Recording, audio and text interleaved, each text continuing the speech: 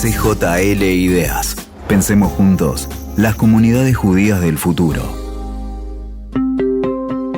Hola, esto es CJL Ideas, el podcast del Congreso Judío Latinoamericano. En cada episodio les traemos una mirada fresca para anticipar el futuro de las comunidades judías en la región. Mi nombre es Bárbara Seifer y voy a conducir este primer episodio, en el que vamos a abordar los cambios que atraviesan nuestras comunidades hoy, los desafíos que se vienen y las oportunidades que nos esperan. Para eso invitamos a dos expertos en la temática y, por cierto, muy amigos de la casa. Ezequiel Kiesker es consultor especializado en transformación organizacional, cofundador de Olivia Consultora y tiene un recorrido larguísimo de activismo en la comunidad en distintas áreas a nivel internacional. Gabriel Buznik es miembro del Cuerpo de Diplomáticos Judíos del Congreso Judío Mundial. Es especialista en construcción de relaciones inter- e intracomunitarias y tiene también una amplia trayectoria como activista. Bienvenidos, chicos. Buenas tardes, Barbie, ¿cómo estás? Linda presentación, gracias. Buenas tardes, Gaby. Buenas tardes, Gaby. Gracias por la invitación. La verdad, un lujo que nos hayan invitado. Un placer. Bueno, vamos a empezar a charlar. Quiero comenzar preguntándole a Eze, ¿cuáles son los principales desafíos que enfrentan hoy las organizaciones alrededor del mundo? Mira, la verdad que es una pregunta súper interesante y relevante para los tiempos que corren. Yo creo que quizás no importa si es una organización con fines de lucro o sin fines de lucro, quizás el gran desafío que puede aglutinar algunos de menor orden tiene que ver con la adaptabilidad. Es decir, nos cambió el contexto violentamente. En los últimos 18 meses, podemos decir aproximadamente, el mundo ha dado un giro que no esperábamos. Cambió la forma de relacionarnos, cambió la forma de vivir, cambió la forma de pensarnos. Y todo ese impacto, que cómo cambió la forma de ser ciudadano hoy, ¿sí? de ser consumidor, pero también de ser integrante de una comunidad o de ser feligrés, ¿no? Y eso, indirecta y directamente, nos interpela como organizaciones, ¿sí? Si sos una empresa que tenés el desafío de generar una propuesta de valor para tus clientes a través de un producto o un servicio, pero también si sos una comunidad, ¿sí? Si sos un dirigente comunitario o si tenés el desafío de atender las necesidades de una comunidad, cualquiera que sea, tenés el mismo desafío. ¿Cómo nos adaptamos? ¿Cómo entendemos el cambio que le está pasando a las personas, a los grupos, a las organizaciones y a las comunidades que están alrededor nuestro? Y sobre eso, ¿cómo generamos estrategias adaptativas a una velocidad quizás que no teníamos pensado? Si vamos a un ejemplo bien concreto, hasta la forma en la cual educamos a nuestros hijos, ¿sí? Hoy la educación convencional, la presencialidad absoluta, que por suerte en esta época está volviendo, sigue siendo un desafío. Entonces yo creo que el gran desafío el día de hoy es la adaptación, las capacidades adaptativas que tienen que tener las organizaciones en este instante, creo que resumen de alguna manera eso. Y atrás de eso, todo lo que hace a el liderazgo, ¿sí? ¿Cuál es la capacidad de nuestros líderes para dar respuesta y generar esas condiciones adaptativas en las organizaciones? ¿Cómo nos comunicamos, ¿sí? En un entorno tan complejo? Y por supuesto, podemos seguir con todos los aspectos de la organización como se ven desafiados. Cómo planeamos, cómo envisionamos el futuro, cómo nos relacionamos. Todo eso creo que son grandes desafíos que están hoy alrededor del mundo organizacional en su conjunto, que se pueden resumir en este gran concepto de adaptabilidad. Buenísimo. Y en este sentido, en tu experiencia, ¿qué tienen las comunidades judías para aprender de lo que estuvieron haciendo las empresas y viceversa? ¿Qué pueden tomar el sector corporativo de las comunidades? Otra excelente pregunta, ¿sí? Que creo que tiene que ver con cómo en el contexto en el que estamos y en el contexto en el que vivimos, que recién mencionábamos brevemente, podemos entender también que hay una oportunidad detrás de ese proceso. Así como hay industrias que han sacado ventaja enormemente del proceso de la pandemia para explotar sus productos, sus servicios, su forma de relacionarse con sus consumidores, también lo podemos pensar en términos comunitarios, ¿sí? Esto que decíamos al principio cambió la valoración, ¿sí? de las personas sobre aspectos concretos de la vida cotidiana, incluso sobre la capacidad de relacionarnos, ¿sí? Al principio de la pandemia, con el CJL hicimos varios Zoom tratando de ayudar a las Keilot, a las comunidades a pensarse y a prepararse en este proceso, y en un momento donde todavía el nivel de vértigo y incertidumbre, ¿sí? El nivel de volatilidad, hay una sigla que se llama VUCA, que habla de cómo es el contexto, que es volátil, incierto, ¿sí? Complejo y ambiguo, ¿no? Esa dificultad que tenemos para planear al día de hoy. Entonces, yo creo que hay algo muy interesante que hicieron las empresas, pero también algunas comunidades, que es ese proceso de tratar de pensar ágilmente, ¿sí? hacer pruebas, hacer pequeños pilotos, iterar, aprender rápidamente de lo que está sucediendo y sobre eso volver a la carga con propuestas y propuestas de valor asociadas a ese nivel de cambio y vértigo que nos proponemos. Y un ejemplo concreto de esto es, por ejemplo, a partir de la pandemia, hay una valoración muy, muy grande de lo que es vivir al aire libre, ¿no? Porque es un contexto mucho más seguro para nosotros y quizás en algunas ciudades particulares, clubes sociales que tenía la comunidad judía en Latinoamérica que caían en desuso, las personas vivían con otro tipo de... Voy al gimnasio del barrio, voy al gimnasio de mi colonia o de mi lugar, como se dice en los distintos lugares de Latinoamérica, y de repente hay un auge de la vida al aire libre y las comunidades que tenían una infraestructura desaprovechada para eso. Y eso yo creo que, si hoy mira, muchas comunidades a lo largo de Latinoamérica pudieron poner en valor una propuesta y refrescar una propuesta para las comunidades que teníamos las capacidades estratégicas, teníamos la infraestructura, y de repente muchas comunidades están llenas como nunca habíamos pensado. El fantasma que teníamos era, las comunidades van a desaparecer y van a fundir. Pero había una propuesta de valor para entregarles que supimos adaptar en muchas comunidades, gracias a Dios, de una manera súper interesante. Entonces creo que ahí hay un ejemplo muy concreto de cómo entender lo que le está pasando a las personas en este instante y poder generar una propuesta adaptativa basada en las capacidades más inmediatas que tenemos, súper interesante. Y otro ejemplo quizás concreto, me tocó trabajar el año pasado voluntariamente con una comunidad en Córdoba, en la provincia de Córdoba, en Argentina, donde hizo nacer una propuesta distinta para la juventud. ¿Sí? Se reunieron y fundamentalmente buscando ¿qué? Buscando cuál es ese cambio de valoraciones que hay, esos intereses comunes que hay, se encontraron un lugar de pertenencia en un lugar de valores comunes, donde de repente ya casi no tenía sentido que sea para cordobeses estrictamente. ¿Por qué? Porque también la pandemia nos propuso que a través de la virtualidad ya la comunidad no se define geográficamente, independientemente que la presencialidad creo que es algo que todos añoramos, que vuelva y queremos estar de vuelta presentes y dar un abrazo a los amigos, a quienes compartimos comunidad o con quienes compartimos el templo, pero de repente hay una oportunidad enorme para hacer comunidad más allá de las fronteras, ¿no? Y creo que esa capacidad de entender que se redefinieron los paradigmas y la forma de relacionarnos en general en las organizaciones y en la vida y en las empresas en general es una oportunidad enorme para quienes lideran las comunidades para repensarse en su conjunto. Buenísimo. Y en esta línea, Gaby, te quiero preguntar, justamente en estos tiempos en los que virtualidad y globalización, pero también la vuelta a lo local, al territorio, como decía justamente a lo orgánico, a lo cercano, están en tensión. ¿Cuál te parece que debería ser la estrategia de las comunidades para aprovechar esta tensión? La pandemia habilitó toda una serie de nuevo lenguaje que para nosotros era desconocido. La primera reacción fue del miedo, del aislamiento, y después vino, como describía también eso al principio, una etapa de adaptación donde me parece también emergieron nuevas circunstancias, nuevas herramientas, nuevos conceptos que antes para nosotros eran desconocidos o prohibidos. Antes citar a alguien o, por ejemplo, una reunión importante como profesional, como cliente, si alguien te llamaba para una reunión con vos y vos le decías, bueno, la tenemos por Zoom o la tenemos por WhatsApp, era un poco chocante, y hoy es casi la ley de mercado, ¿no?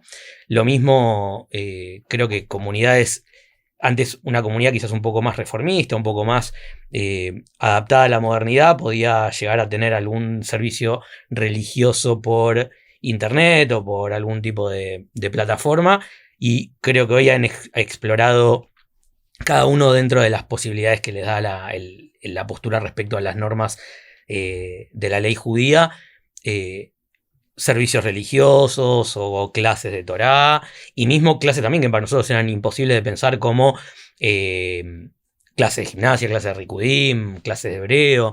Entonces creo que hay que explorar un poco ese nuevo mensaje, ese nuevo lenguaje que se habilitó, pasar de la etapa del miedo, por supuesto, para ver cómo, porque hay herramientas y hay conceptos que llegaron para quedarse, que se habilitaron por una situación extrema, por una situación particular, pero que no todas fueron malas. Hay algunas, por ejemplo, se catalizó, se hizo mucho más rápido todo un camino virtual que ya existía en la realidad y que iba en algún momento a hacer eclosión, como por ejemplo todo el trabajo virtual, home office, etc.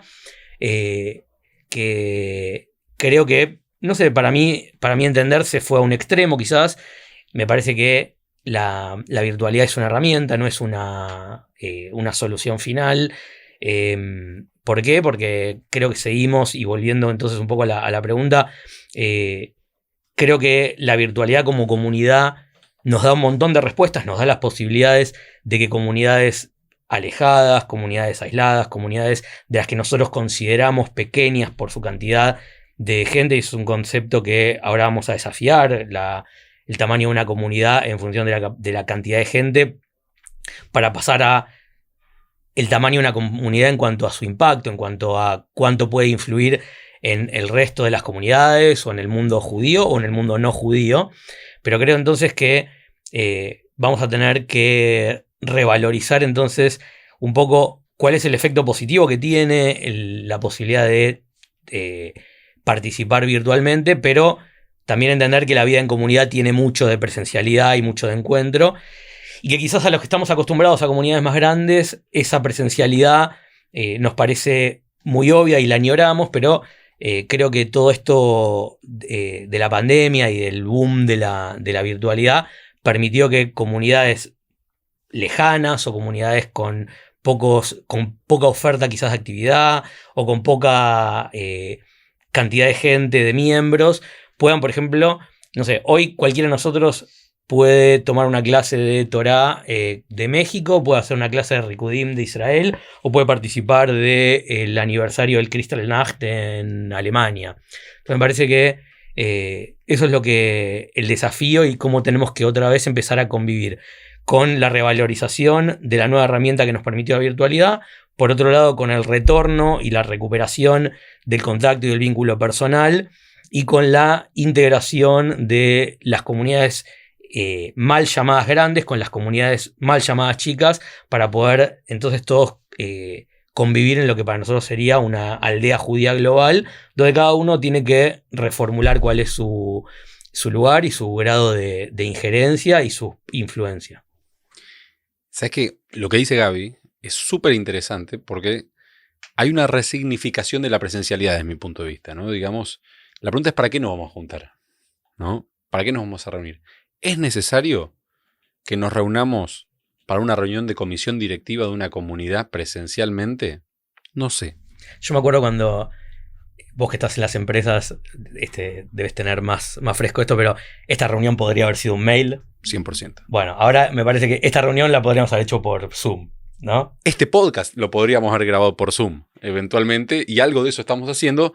Sin embargo, digamos, pero ¿sabes qué? Para mí lo que no es reemplazable en la presencialidad, aquello que requiere una conexión emocional y espiritual casi, como por ejemplo ir a un Yamim Noraim a rezar y abrazarte a la gente que querés, se puede hacer por Zoom. ¿Por qué no hicimos esta por Zoom?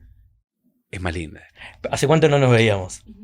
Hace muchísimo, pero es el valor de la conexión. Entonces, yo ahí creo que la significa, o por ejemplo, que los integrantes, ¿sí?, de una comisión directiva no necesariamente son aquellos que son los que están más cerca de la comunidad, ¿sí?, sino, digamos, puedo tener un asesor en la comunidad que vive en Madrid o que vive en Tel Aviv, o puedo tener un miembro de la comisión directiva que no necesariamente viva donde estamos. ¿Pero por qué? Porque esa persona es súper valiosa, porque es un uruguayo que se fue a vivir a Israel y lo queremos seguir manteniendo cerca de esta comunidad que lo necesita, ¿sí? Lo mismo, lo que es el vínculo transaccional, quizás hasta es más eficiente hacerlo online, pero el vínculo que requiere esa conexión profunda, yo creo que esas son las cosas que van a volver a la presencialidad, cueste lo que cueste, tarde lo que tarde, ¿sí? Y pensando en este futuro ese, te pregunto, ¿qué cuestiones no pueden faltar en la agenda de las comunidades judías? ¿Qué cuestiones hay que empezar a potenciar y cuáles quizás ya es hora de soltar?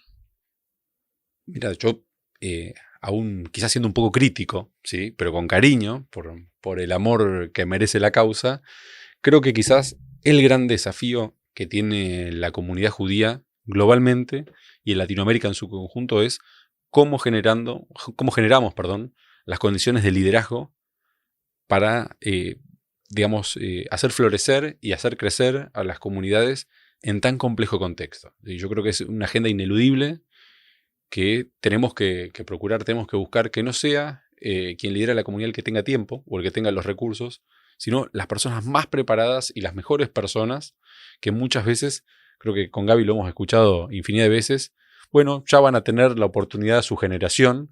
Yo creo que no existe eso, creo que hay que buscar integrar multigeneracionalmente a quienes lideran las Keilot, a quienes lideran las comunidades, y tenemos que constituir cuadros de liderazgo capaces para surfear esta ola tan compleja que tenemos en la época que nos toca vivir. Yo creo que ese es el gran desafío. ¿Cómo generamos liderazgo?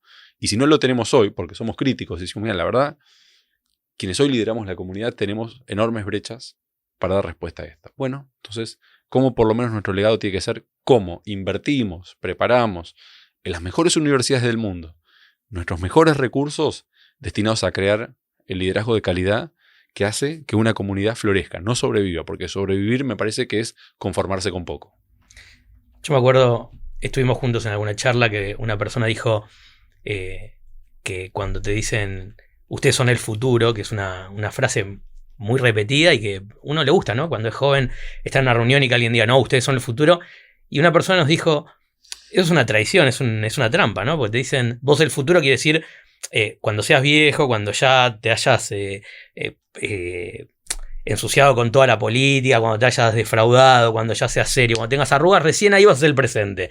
Y en verdad, la juventud, con esto que decía Ezequiel de lo multigeneracional, tiene que participar con sus falencias, con sus características, con sus adolescencias, con lo que no saben, pero también con su frescura.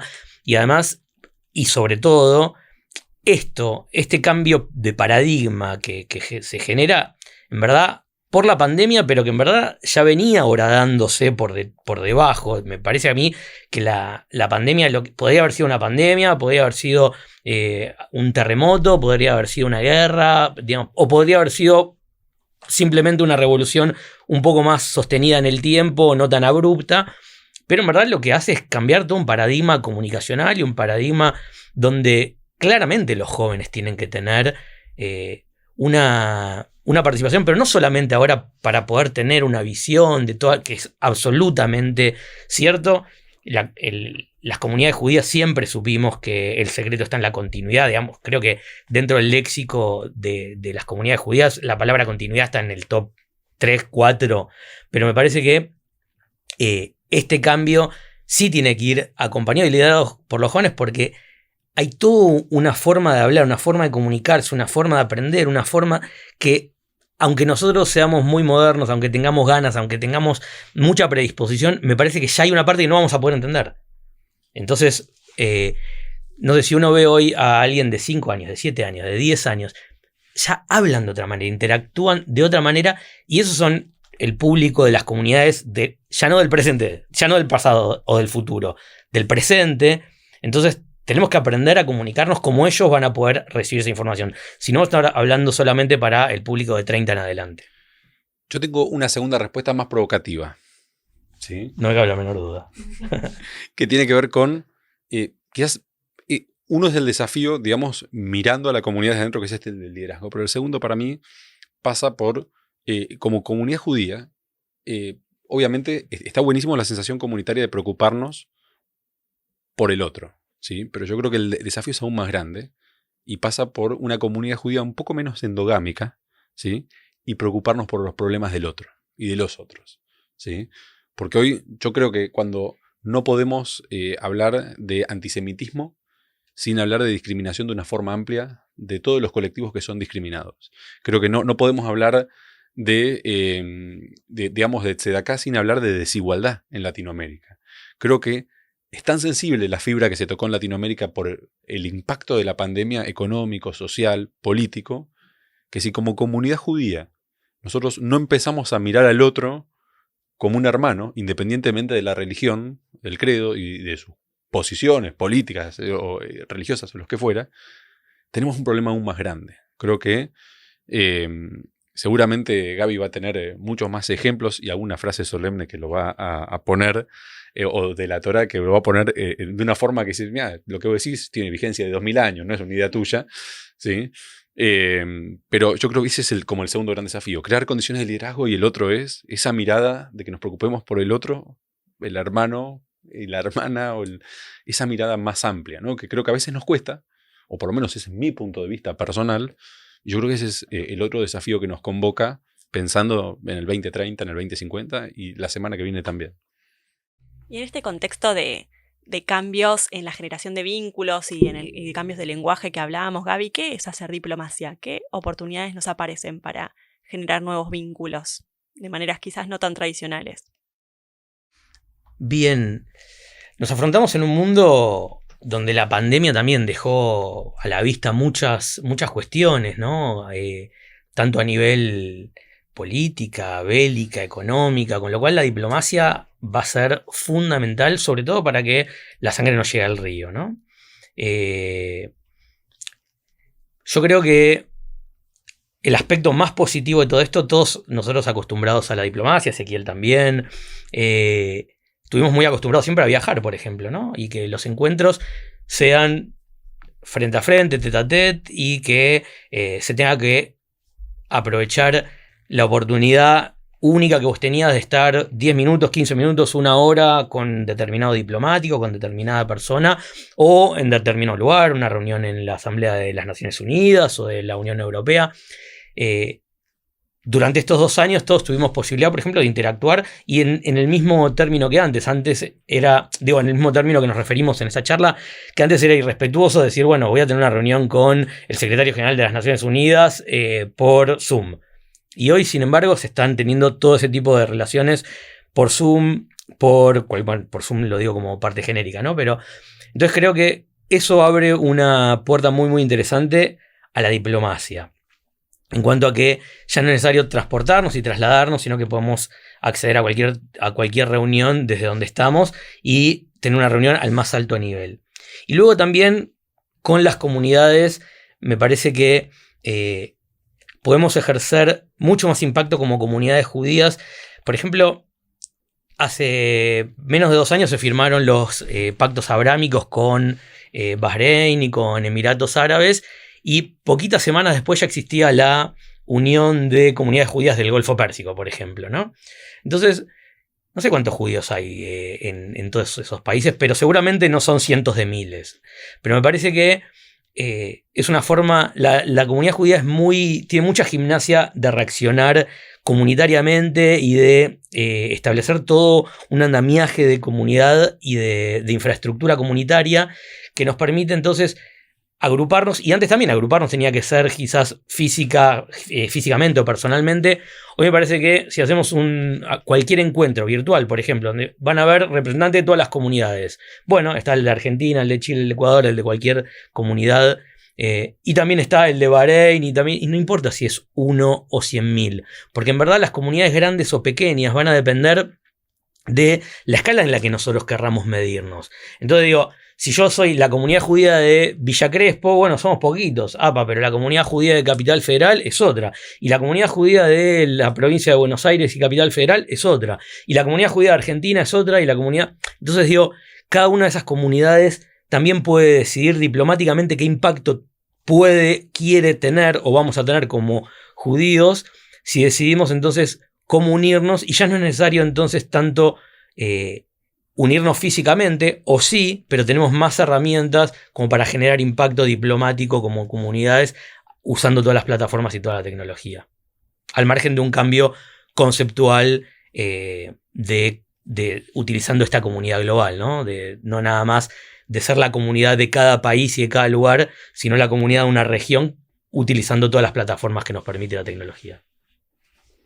Bueno, con esto vamos a ir finalizando el primer episodio de CJL Ideas. Muchísimas gracias a los invitados por haberse acercado hoy.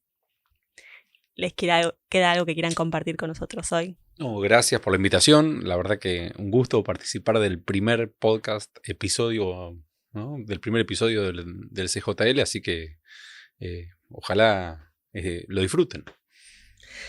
Ojalá que surjan nuevas y buenas ideas, que les resulte entretenido. Muchas gracias por convocarnos y valorar también siempre la tarea que hace el Congreso Judío de poder generar este tipo de espacios y de tratar también de adaptarse un poquito a las nuevas estrategias y, digamos, quién hubiese pensado hace un par de años estar haciendo un podcast hablando de diplomacia, de la realidad de las comunidades judías, así que ojalá que crezca, ojalá que genere muy buenos frutos y que nos encuentre siempre haciendo cosas trascendentes y adecuándonos a las nuevas realidades. Así será, así que bueno, gracias también a todos quienes nos escuchan y nos reencontramos en el próximo episodio con más ideas frescas sobre el futuro de las comunidades judías en la región. Chau, chau. CJL Ideas. Pensemos juntos, las comunidades judías del futuro.